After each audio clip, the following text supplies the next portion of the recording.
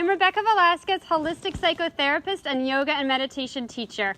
I have no idea how I swung this, but I'm clearly in firefighter gear, and I'm here at the South Bay Station in Los Osos, California, and I wanted to talk to you about fire safety as it relates to your wellness, and also how you can support your local fire department. So this video is dedicated to California residents, anybody who's perhaps lost their home in a fire, maybe their neighborhood has been decimated, like our friends in Santa Rosa.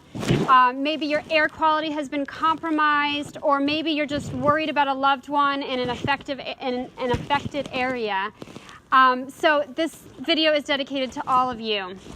So anyway, my back is breaking here. This is so heavy. I've been wearing this for about 10 minutes just to be able to get the experience of what it feels like to be fighting a fire. And I'm not even doing anything, and I'm sweating, and I need a chiropractic adjustment.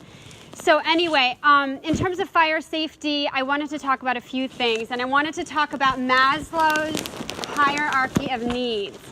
So when I've been talking a lot about meditation and wellness, and a lot of times we don't make that connection between fire safety and wellness. A lot of times we say, oh, you know what, I'm just going to meditate, and I'll just pray for some good energy to protect me, and you know what, you don't have an emergency bag packed.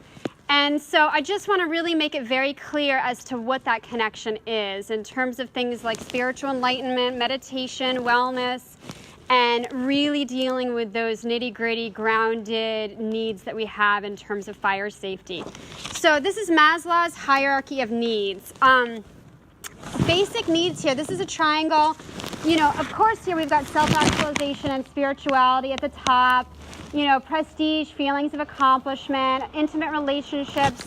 And I even think about it in terms of chakras. So, we've got the lower chakras in red, our basic needs, food, shelter, warmth. And right here is safety and security. So if these needs are not taken care of, what really happens is we have this low-grade anxiety, this nagging feeling like tolerations. For example, if it's like you're meditating and you've got paint chipping next to you, things that, you haven't dealt with. Maybe it's going to the dentist, you haven't made an appointment. These things really affect our energy, and they bring our energy down, and they affect us. So we really want to deal with these things. And I'm even just going to say I'm guilty because I don't have an emergency bag completely packed. And I need this video to be accountable for doing it on my own. So what I want to say about that is a lot of times we think, you know what, we're not really facing, if I have to pack an emergency bag, then I have to deal with my fear that something's actually going to happen.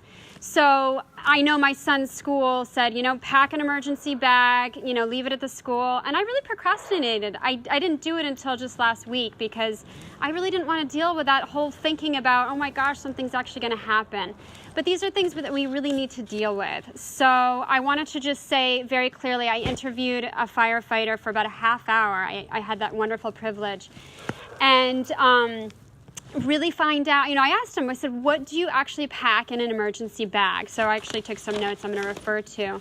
So you want to have important documents. It could be insurance papers, passports. You want to have, basically clothing for a week. If you're in a shelter or anything, medications, anything that you can't be without of for a week. You want to be able to have that emergency bag near the door and everybody in your family know where it is. So this is really important for California residents. Also for earthquakes, for example, if for some reason you need to be in your home for a week. You have food for a week. You've got water bottles. You even have a camp stove, that you can use if there's no electricity. So these are things that, we want to be able to deal with and then move on with our life and then, be able to sleep at night. I know I woke up in the middle of the night after being here about a month and thinking, oh my God, what if an earthquake happens? I'm unprepared. So it's that nagging feeling if we haven't dealt with it. So anyway, I wanted to also talk about how to support your firefighters. So I was directly asking, the firefighters, what can we actually do as a community to support them? And, it was interesting responses. One of them said, just interacting with us in the community, knowing that, we're PTA fathers, You know, we're churchgoers. We're part of this community. Interact with us, you know, as humans. And I said, okay, that's wonderful. And also, what kinds of things can we give to you? You know, holiday season is coming up. Are there any gifts? And, you know, they were saying when they're out on, you know, fighting a wildfire, a forest fire, you know, a lot of times they don't, you know, getting meals, it can be challenging. So they're eating, you know, snacks. So he said, you know what, Cliff Bars, granola bars, easy snacks, that can be a wonderful gift to be able to give them. And I just want to see if, another thing, following your local politics. So a lot of, you know, local politics do affect firefighters. So being able to follow local follow local politics and finding out what's happening in your local community can definitely help your local fire station. Another thing for therapists, if there's any therapists, psychotherapists watching this, one thing that's really important to know is that families are really affected. So especially in California, a lot of firefighters will go 25 to 30 days without seeing their family, which is really long, especially for kids. So even starting a support group for families is really important. And I'm so distracted right now because this is so heavy. I'm even finding I'm trailing off here just thinking about how heavy this is and feeling such compassion for the work that these firefighters do. And I said, you know, what is it like to fight a forest fire? And they said, you know, imagine the hottest campfire you could ever be in, and imagine 4 of them surrounding you and having to be out there for 24 hours. So I just really want to acknowledge firefighters. You know, you are certainly our local heroes, and we thank you so much for our service. And my heart goes out to everybody who has been affected by any fires at all. And I'm so grateful to be here with you all today. Follow me on Facebook, Rebecca R. Velasquez, Instagram, or YouTube as well. Stay tuned because I will do part 2, which will be a segment for firefighters and first responders. Thank you so much. Take care.